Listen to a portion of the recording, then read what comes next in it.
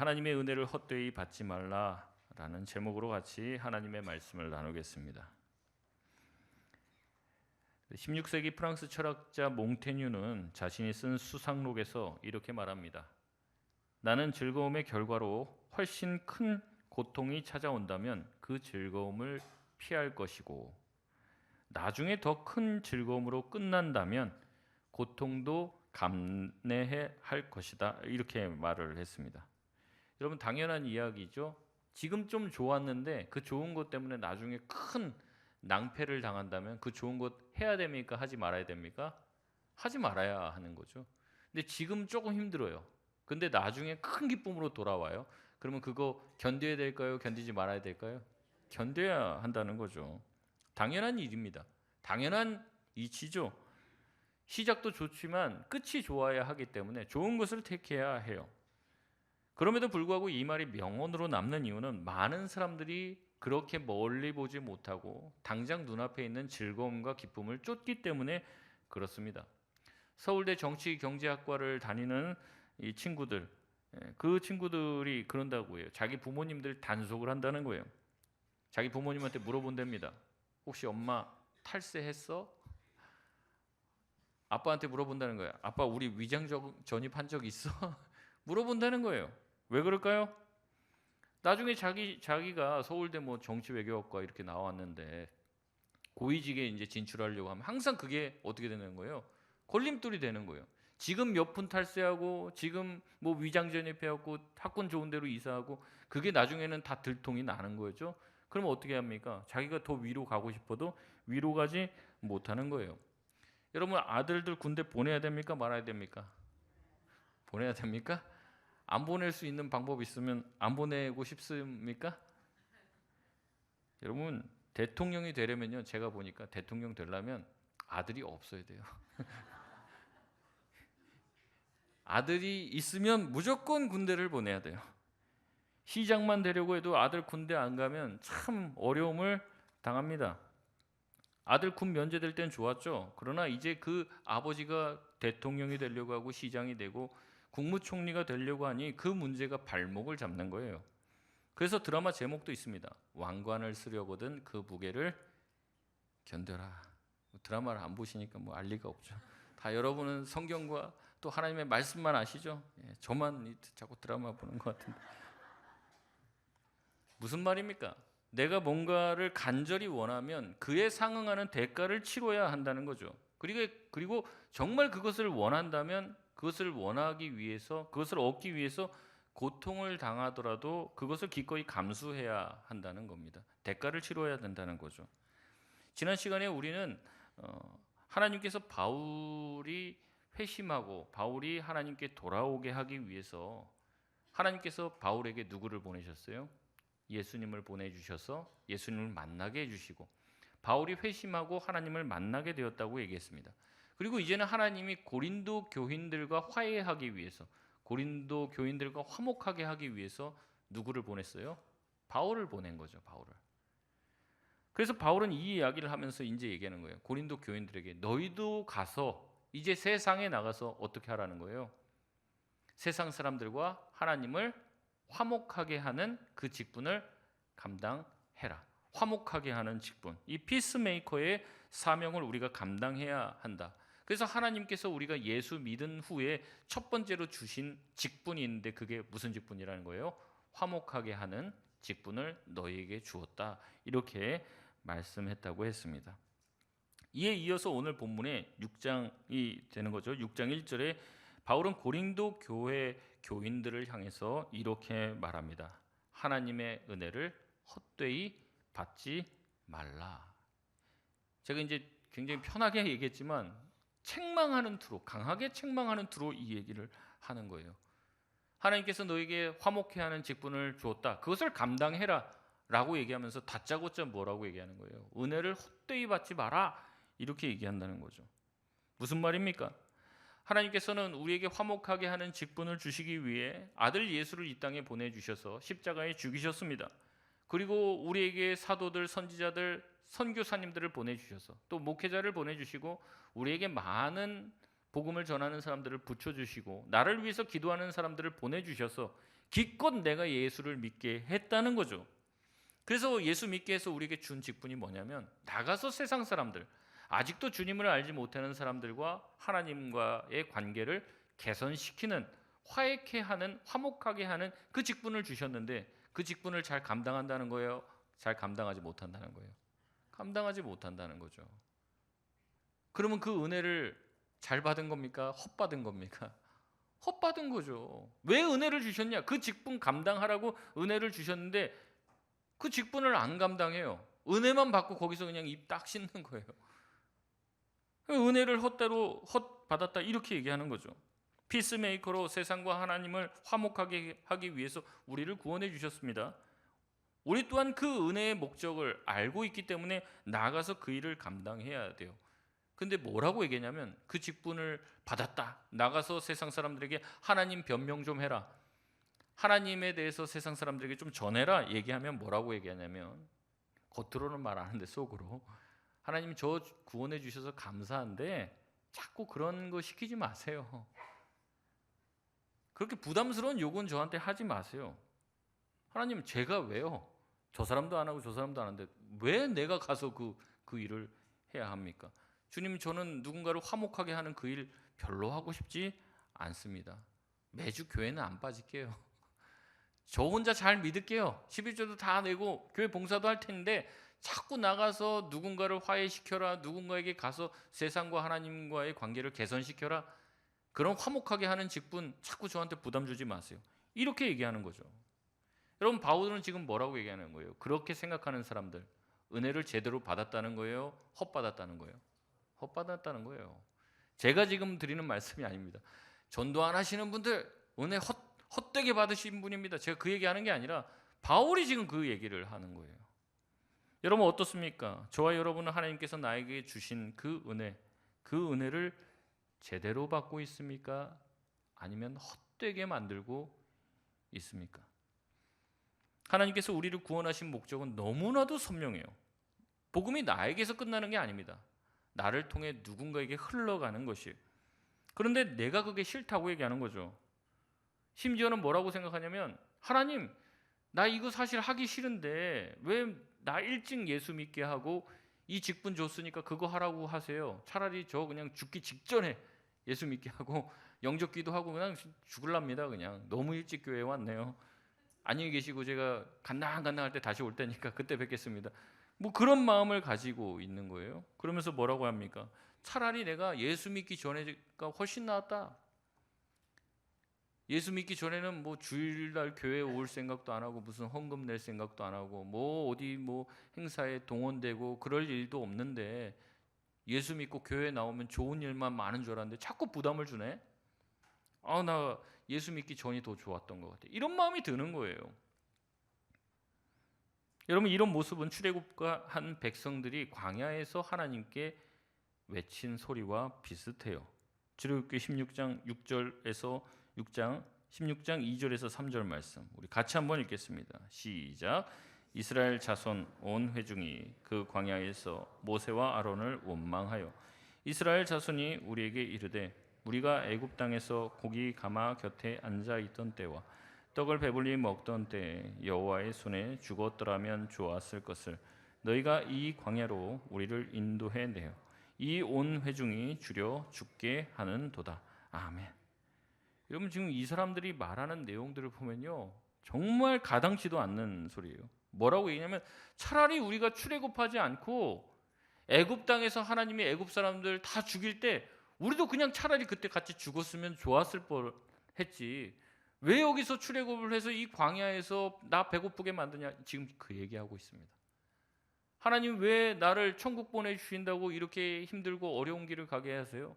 차라리 나 그냥 지옥 갈래요. 이렇게 얘기하는 거예요. 여러분 정말 이런 말이 가당키나 한 말입니까?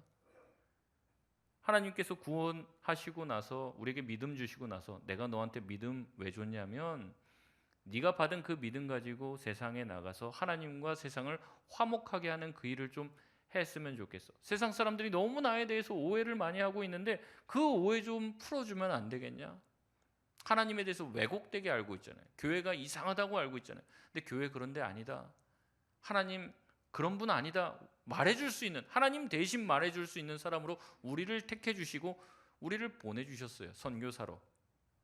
그러면 우리가 그 일을 감당해야 되는데 그거 하기 싫다고 뭐라는 거예요? 차라리 예수 안 믿고 지옥 가는 게 더 낫습니다. 지금 그런 얘기하는 거예요. 그런 직분 저한테 주지 마세요. 그런 부담스러운 소리 하지 마세요. 저는 그냥 이렇게 살다가 차라리 죽는 게 낫습니다. 이렇게 이야기하는 사람은 은혜를 제대로 받은 겁니까? 헛받았다는 거예요. 여러분, 그러나 이렇게 우리가 화목하게 하는 그 직분을 감당하는 것은 그렇게 쉬운 일이 아니죠. 쉬운 일이라면 뭐에 이런 불평을 하겠습니까? 여러분, 우리 안에도 참 품기 힘든 지체들이 있어요.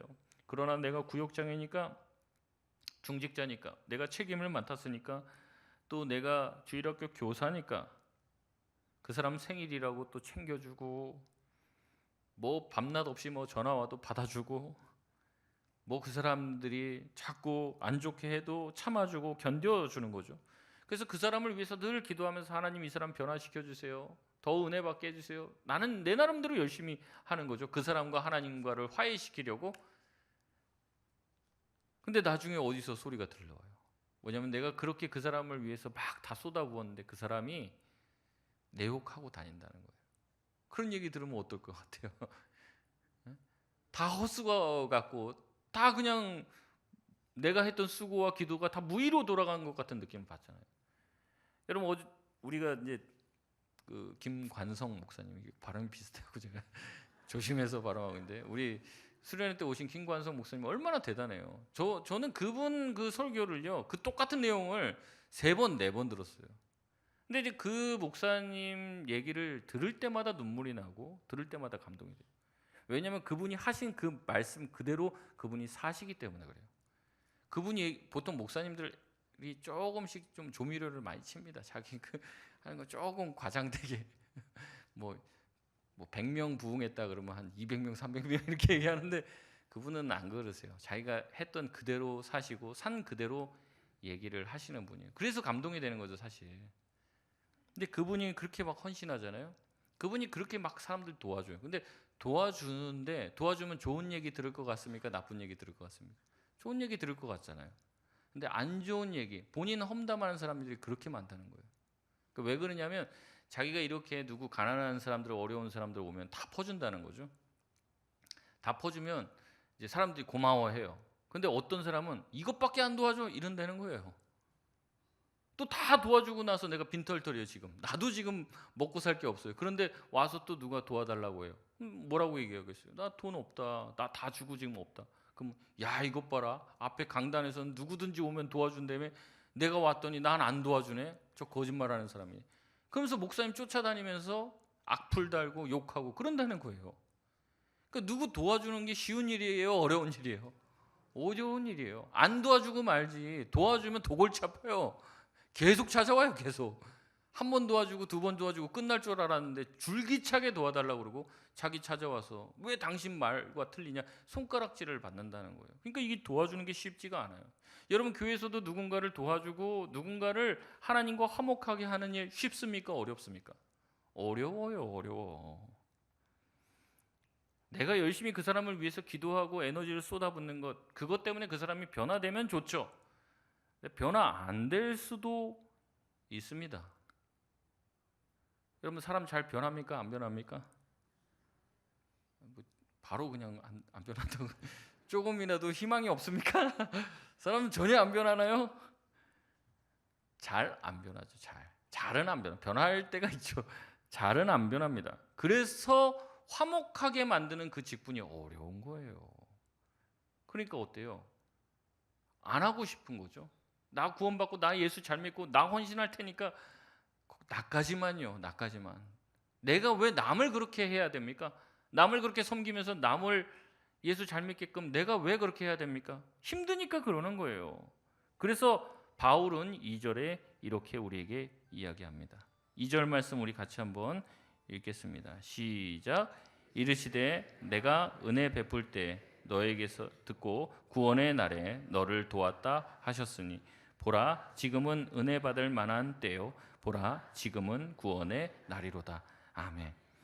바울은 지금 하나님께서 주신 그 화목하게 하는 직분이 무겁다고 걷어차는 사람들, 구원의 은혜를 헛되게 하는 사람들에게 권면하는 거예요. 오늘 다시 은혜를 받아. 네가 은혜 받은 삶을 다시 한번 시작하라는 거죠. 그래서 내가 너에게 맡겨준 그 사명을 온전히 감당하라고 이야기하고 있습니다. 바울 자신이 그렇게 산 거예요. 자기도 바울은 어때요? 바울 또한 복음 전하고 얼마나 순수하게 사람들을 위해서 살고, 오해할까봐 그 당시에 많은 이제 이렇게 순회 철학자들이 자기의 철학과 자기의 생각들을 쭉 얘기한 다음에 돈을 받았어요. 그러니까 사람들이 바울도 그런 사람인 줄 오해할까봐 바울은 일부러 자기가 자비량 사역을 합니다. 자기는 그렇게 하고 싶어서 하겠습니까? 자기도 돈 받아서 그냥 말씀만 전하면 제일 좋죠. 근데 사람들이 오해할까봐 갖은 고생을 다 해요. 왜냐하면 하나님께서 그에게 맡겨주신 화해케 하는 이 직분을 제대로 감당하기 위해, 누군가에게라도 비난을 받지 않기 위해서 자기는 철저하게 자기 자신을 희생적이고 절제하는 삶을 살았다라고 3절에 이야기하고 있습니다. 그러면서 4절부터 10절까지 내용이 바울이 자기가 어떻게 살았는지, 자기 인생을 자기가 어떻게 보고 있는지를 자조적으로 자기 자신을 자천한다 이렇게 얘기하는데, 자기 자신에 대해서 웬만하면 말하고 싶지 않은데 내가 너희를 하나님과 화목하게 하기 위해서 어떻게 살았는지를 이야기합니다. 총 4부분인데요. 우리 4절에서 5절까지 말씀 한번 읽어보겠습니다. 시작. 오직 모든 일에 하나님의 일꾼으로 자천하여 많이 견딘 것과 궁핍과 고난과 매맞음과 갇힘과 난동과 수고로움과 자지 못함과 먹지 못함 가운데서도. 아멘. 이것은 외적인 고통에 대해서 자기가 견뎠다는 거예요. 아무 말도 하지 않고. 복음을 전하면 좋은 일이 있는 게 아니에요. 많이 견뎠답니다. 환난이 생기고 궁핍, 가난해졌다는 거죠. 고난, 매맞는 일도 생겼습니다. 복음 때문에 옥에 갇혔고요. 난동과 수고로움이 그에게 끊임없이 찾아왔습니다. 제가 갇힘도 얘기했죠. 옛날에 지하 감옥은 이제 뭐 길다란 통로였고 밑에 이제 뭐 화장실도 없어요. 거기서 다 그냥 먹고 싸고 하는 그런데요. 짐승들 막 돌아다니고 벌레 돌아다니고 빛 한 줄기도 들어오지 않는 곳이 지하 감옥이에요. 내가 들어갈 때 이미 여기에 먼저 거주했었던 분들이 계셔요.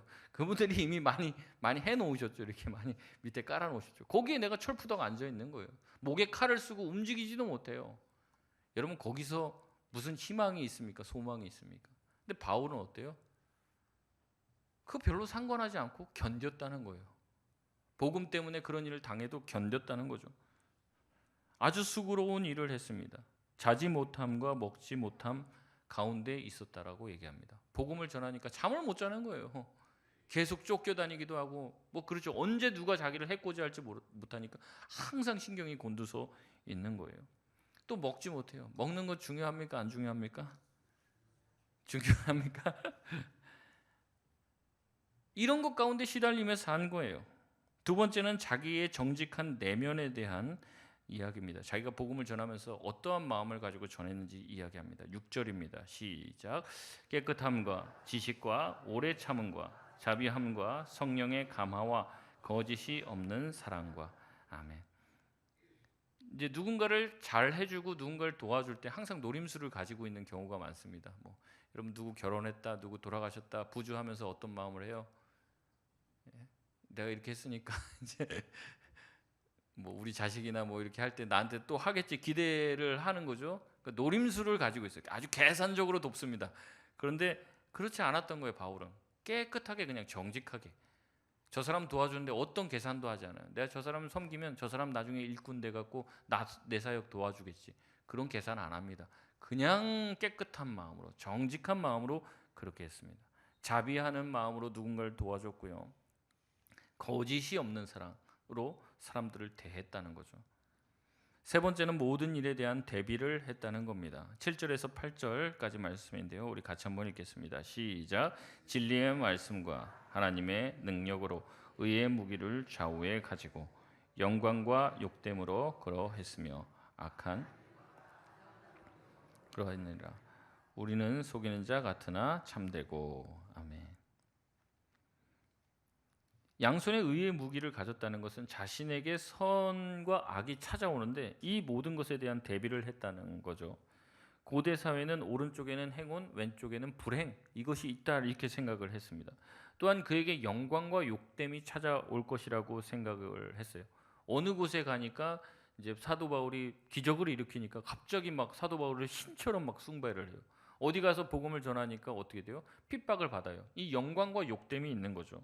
아름다움과 악한 이름으로 불리기도 합니다. 어디서는 바울 하면은 와 그분 진짜 대단한 사람이다 박수 받아요. 어디 가면은 바울 저 악마 같은 놈, 저 이단 같은 놈, 저놈 죽여야 돼 이렇게 하는 일들이 바울에게 계속 찾아오는데 어느 곳에도 도취되지 않겠다는 거예요. 영광스러운 자리에 가면 자기가 겸손함을 찾아가고 자기를 무시하고 깔아뭉개면 거기서도 자기의 자존감을 잃지 않고 내가 그래도 하나님의 사도고 내가 하나님의 자녀지 이러면서 이겨나갔다는 거죠. 외부에서 찾아오는 이 극단적인 양극단의 반응에 대해서 자기가 어떻게 반응해야 될지를 미리 생각하고 대비하며 살았다는 겁니다. 네 번째 부분은요. 8절에서 10절까지 말씀인데 바울은 자기 자신의 삶을 하나님의 시선으로 보려고 애씁니다. 8절에서 10절까지 말씀. 우리는 속이는 자 같으나 참되고 거기부터 읽겠습니다. 시작. 우리는 속이는 자 같으나 참되고 무명한 자 같으나 유명한 자요. 죽은 자 같으나 보라 우리가 살아 있고 징계를 받는 자 같으나 죽임을 당하지 아니하고 근심하는 자 같으나 항상 기뻐하고 가난한 자 같으나 많은 사람을 부유하게 하고 아무것도 없는 자 같으나 모든 것을 가진 자로다. 아멘. 이 부분은 세상 사람들의 시선과 하나님의 시선을 대조하며 이야기합니다. 세상은 우리를 속이는 자라고 얘기해요. 그렇더라고요. 세상 사람들이 교회나 목사님을 어떻게 보냐면요. 야, 목사들이 자꾸 헌금하고 그러면 너네들 나중에 하나님이 책임져 주시고 갚아준다고 자꾸 가스라이팅 해갖고 성도들이 거기에 속아갖고 헌금한다는 거예요. 속아갖고 목사들한테 속아갖고 지금 돈 뺏기고 있다는 거예요. 이런 식으로 얘기합니다. 그 당시에도 마찬가지였어요. 그런데 그런 것이 아니라는 거죠. 우리가 전하는 복음, 우리가 해야 되는 헌신, 우리가 물질을 하나님께 드리며 이웃과 나누는 이 모든 것은 하나님이 기뻐하시기 때문에 한다고 우리가 참된 진리를 말하는 것이죠. 우리는 참된 것을 말하는 것이지 사람들을 속이는 자가 아닙니다. 여러분 세상이 우리를 알아줄까요? 알아주지 않습니다. 그러나 누구는 우리를 알아줍니까? 하나님은 우리를 알아줍니다. 우리는 세상에서 무명한 자나 하나님의 앞에서는 유명한 자라는 거죠. 세상은 우리에게 징계를 내려 우리를 죽이려고 합니다. 하지만 우리는 절대 죽지 않습니다. 세상은 우리가 울고 근심이 많다고 교회에 와서 저렇게 울고 있는 것을 이해하지 못하지만 우리는 주님의 위로가 필요하기 때문에 주님 앞에서 다시 한번 기쁨을 회복하기 위해 주님 앞에서 우는 것이죠. 세상은 우리를 가난하게 봅니다. 하지만 우리는 주님 안에서 부요한 줄 믿습니다. 우리는 아무것도 없는 자 같지만 예수 그리스도를 가졌으니 세상의 모든 것을 소유한 자라고 바울은 우리에게 말하고 있습니다. 바울은 자기가 이렇게 살았다고 이야기하며 자기가 생각하고 있는 생각을 말하면서 내가 은혜를 헛되이 받지 않고 이런 마음을 가지고 너희 앞에 살아간 이유는 바로 너희와 하나님을 화목하게 하려고 자기가 그렇게 살았다는 거예요. 바울이 왜 미쳤다고 이런 삶을 삽니까? 자기가 하고 싶은 대로 하면 되죠. 자기가 살고 싶은 대로 살면 되죠. 왜 이렇게 참고 견디고 험난한 길들을 걸어갑니까? 그 사람들, 그 고린도 교인들, 그 사람들이 참된 하나님을 만나고 알아가기 위해서 하고 싶은 거 다 참는 거예요. 하기 싫은 것도 합니다. 어려움도 견뎌내는 거예요. 그것을 통해서 고린도 교인들이 하나님만 만날 수 있다면 자기가 이런 삶을 살겠다라고 얘기하는 거죠. 화목하게 하는 직분, 여러분 그거 제대로 감당해 보면요 많은 오해를 받는 거예요. 어려움이 있습니다.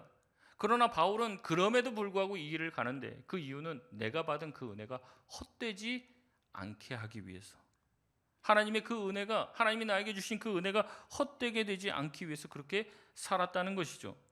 여러분 우리를 위해서 하나님과 이어주기 위해서 살았던 사람이 바울이었고 이 땅에 온 그 선교사님들이었다면 바울과 하나님을 화해시켜 주신, 바울과 하나님을 화해하기 위해서 이 땅에 보냄받으신 분은 바로 예수님입니다. 근데 예수님은 어떻게 살았을까요? 히브리서 12장 2절에서 3절까지 말씀에 이렇게 말하고 있습니다. 믿음의 주요 또 온전하게 하시는 이인 예수를 바라보자. 그는 그 앞에 있는 기쁨을 위하여 십자가를 참으사 부끄러움을 개의치 아니하시더니 하나님 보좌 우편에 앉으셨느니라. 3절 같이 읽겠습니다. 너희가 피곤하여 낙심하지 않기 위하여 죄인들이 이같이 자기에게 거역한 일을 참으신 일을 생각하라. 아멘. 예수님은요, 죄인들이 자신을 거역한 일을 참으신 거예요. 왜 참았어요? 그들이 결국에는 예수님을 만나고 예수님 안에서 참된 화목을 누리기 위해서 예수님은 십자가를 참으셨어요. 부끄러움을 개의치 않으셨다라고 말합니다. 우리가 개의치 않다 이 말을 잘 안 쓰는데 원어로 보면요, 이 말씀이 개의치 않다 이 말씀이 굉장히 저한테 와닿더라고요. 이 개의치 않다라는 단어가 헬라어 원문으로 보면 무슨 뜻이냐면 그것을 가볍게 여겼다 이런 뜻이에요. 부끄러움 당함을, 우리를 위해서 부끄러움 당함을 가볍게 여겼다 이런 뜻이에요. 별것 아닌 것처럼 생각했다는 거죠. 여러분, 그러나 예수님이 당하신 그 십자가의 수치, 고난, 그게 별것 아닌 게 아니에요. 우리가 이제 그림이나 이런 거 보면 예수님이 자꾸 팬티 입고 이렇게 돌아가 계신 걸로 이렇게 보이는데 아니에요. 속옷을 다 뺏겼어요. 속옷을. 예수님은 발가벗긴 채로 성기를 다 드러내고 십자가에 못 박히셨습니다. 침뱉음을 당하셨어요. 수치를 당하셨다. 높은 나무에 들리셨다고요. 얼마나 수치와 모욕을 당하셨습니까? 그런데 예수님 뭐라고 그래요? 그거를 가볍게 여겼다. 가볍게. 우리를 구원해 주실 수 있다면 그 수치와 고통, 부끄러움 그거 별거 아니네. 이렇게 여기셨다는 거예요. 여러분, 우리는 무엇을 중요하게 여기고 무엇을 가볍게 여깁니까?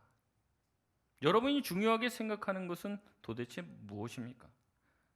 여러분, 사람들이 나에 대해서 평가하는 그 평가, 여러분 그거 중요한 겁니까? 가벼운 겁니까? 중요한 겁니까? 중요하게 여기죠.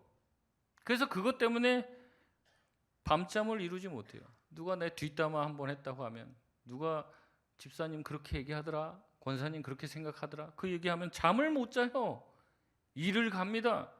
어떻게 복수할지 생각을 해요. 분통 터져 한다는 말이죠. 참지를 못해요.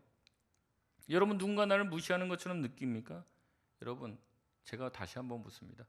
그게 그렇게 중요합니까? 여러분, 이 질문을 해야 돼요.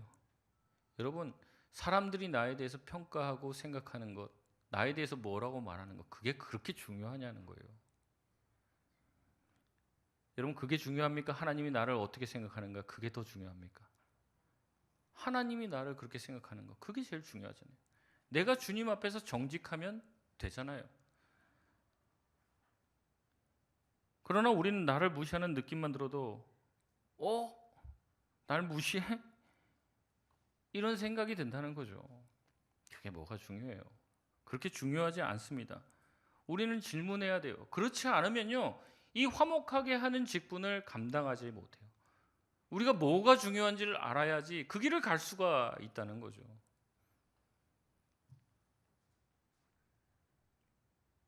저도 목회를 하면서 이제 그렇습니다. 여러 가지 상황과 환경에 이제 맞닥뜨리게 되는데, 이제 저도 뭐 여러분이 보시기에는 어떨지 모르겠지만 이제 그래도 나름대로 인정을 받고 대우를 좀 받았던 사람입니다.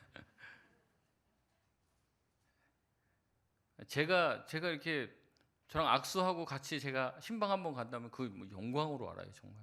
우리 성도님 중에서도 그렇게 생각하시는 분들 계시겠지만 뭐 연예인 오는 줄 알아요. 제가 그 사람 이름을 안다는 것 자체로도 영광스럽게 생각한다고요. 그런 곳에 제가 있었습니다. 거의 연예인. 왜냐면 뭐 이제 대형 텔레비전에서 맨날 보지, 이게 실물을 못 봤다고 막 목사님 실물을 봤다고 그런다니까요. 그런 데 있었던 적도 있습니다. 지금은 뭐 여러분 편하게 그냥 뭐 아무나 뭐 그냥 일반인인 줄 아는데 저 그런 사람입니다. 제가 어디 가면 왕대접 이미 다 깔아놓고 쫙 뭐 제가 할 수 있는 모든 걸 다 누리겠다 해놓고, 뭐 어디 수련회 가면은요 이런 말 하기도 민망한데 수련 딱 가면 목사님 피곤하다고 탁 그 간호사들이 몇 명 있단 말이에요. 링거 가지고 와서 링거 놔주고 그래요, 저녁에. 목사님 푹 쉬시라고, 내일 또 말씀 전하시고 기도 인도해야 되니까. 세상 좋다는 거 다 갔다 오면 해외 여행만 갔다 오면 다 넥타이 막 그 외제 그 면세점 갖고 들려갖고 그런 거 사다 주고 그런단 말이죠.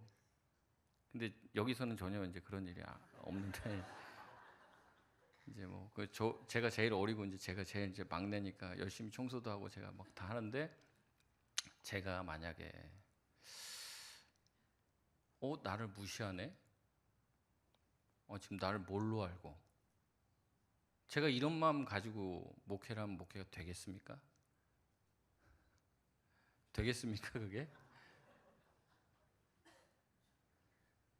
제 나름대로도 되게 오래전부터 음악을 했어요. 저는 진짜 음악으로 그 길로 가려고 그랬어요. 중학교 1학년 때부터 기타에 막 빠져갖고 엄청 오랫동안 막 기타 치고 음악을 했어요. 근데 이제 그렇게 하고 교회 찬양팀도 하고 이제 막 하고 이제 다른 어떤 외부 찬양팀 단체 음악들 막 하는데 이 음악 하면요 사람이 예민해집니다 좀. 그래서 조금만 뭐 노래 부르는데 조금만 뭐 음정이 안 맞아요. 그럼 불러요. 끝나고 딱 불러요. 그렇게 하지 말라고. 가사 다 외웠어? 우리 이제 찬양팀들 뭐 다 악보 보고 하고 저는 다 괜찮습니다 지금은. 안 외우고 막 틀리고 그러면 안 세워요. 내려가라고. 외울 만큼도 안 불렀는데 어떻게 노래 부르냐. 제가 뭐 그랬었어요. 뭐 기도 몇 시간 했냐 맨날 체크하고 1시간 안 했으면 앞에 안 세우고 그랬다니까요. 기준이 뭐 저기 근데 목회를 하니까 그렇게 하면 목회가 안 돼요. 목회를 하려면 다 포기해야 돼. 다 내려야 돼. 다 틀려도 괜찮고 뭐 코드 안 맞아도 괜찮고. 왜냐면 그거를 신경 쓰면요 찬양이 안 돼요. 찬양이 계속 누구 틀렸네 저 사람 왜 저러지 막 계속 이상가. 그래갖고 이미 내려놓은 지 오래됐습니다. 이제 다 내려놓고 이제 가사에 집중하면서 하나님만 찬양하고 그러는데 예민하게 굴면요 예민하면 한도 끝도 없단 말이죠. 제 아내한테 물어보십시오. 제가 성격이 그렇게 좋은 사람이 아닙니다. 여러분 제가 뭐 하하호호 하고 있으니까 그래도 목사님 착한가 보네 착하신가 보네. 근데 아직 제 실체를 모르셔서 그런데 집에 가면 하나부터 열까지 제가 잔소리를 그렇게 많이 해요. 안 하려고 노력하는데 뭐 여러분도 뭐 이게 문제다 저게 문제. 여러분이 한 개 보시면 죄송하지만 저는 10개 20개가 보입니다. 말 안 하는 거예요. 말 안 하는 거. 수많은 소리를 듣지만은 거기에 대해서 코멘트도 안 하고 안 하는 거예요. 안 그렇게 하면 제가 하나부터 열까지 다 지적하려고 달려들고 여러분 예배를 왜 그렇게 드립니까? 직분 받았는데 왜 그럽니까? 그거 지적하기 시작하면요 여기 이제 교회 다 아마 다 안 다니시고 딴 교회 다 옮기시고 교회는 그렇게 되는 게 아니에요. 누군가 세상과 하나님을 화목하게 하는 건요 내 걸 다 포기해야 돼요. 내 생각을 완전히 내려놔야 돼요. 내가 생각하는 그 생각과 기준을 가지고 자꾸 얘기하면요 되지가 않는다는 거예요. 여러분 근데 보세요. 음정 좀 틀리고 뭐가 좀 어떻게 되고 여러분 그거 중요한 일입니까? 안 중요한 일입니까? 중요한 일이 안 중요한 일이에요? 별로 안 중요해요. 여러분 대부분은 이게 틀리는지도 안 틀리는 건지도 만든 건지도 아마 모르실 거예요. 제가 보니까는 구역마다 막 덜덜덜 떱니다. 막 이번 주 어떡하지? 이번 주에 섬기는 사람 없으면 어떡하지? 섬기는 사람들이 좀 있으면 그날 뭐 반찬이 풍성하게 나오죠. 근데 섬기는 사람 한 명도 없어. 그러면 일식 3천 나오고 어느 구역이야? 이렇게밖에 못해. 이런 얘기 들을까봐 스트레스 받는단 말이죠. 여러분 일식 1찬 먹으면 어떡합니까? 안 됩니다 목사님. 일식 1찬이라니요. 말도 안 됩니다. 여러분 굶으면 어떻습니까? 교회에서 밥도 안 줘? 여러분 그게 문제입니까? 그거 중요한 일입니까? 안 중요한 일입니까? 하나도 안 중요해요. 하나도. 집에 가서 드세요 그냥. 하나도 안 중요하다고요. 하나도. 교회의 본질이 아니라고요. 주님이 우리에게 주신 사명이 뭡니까?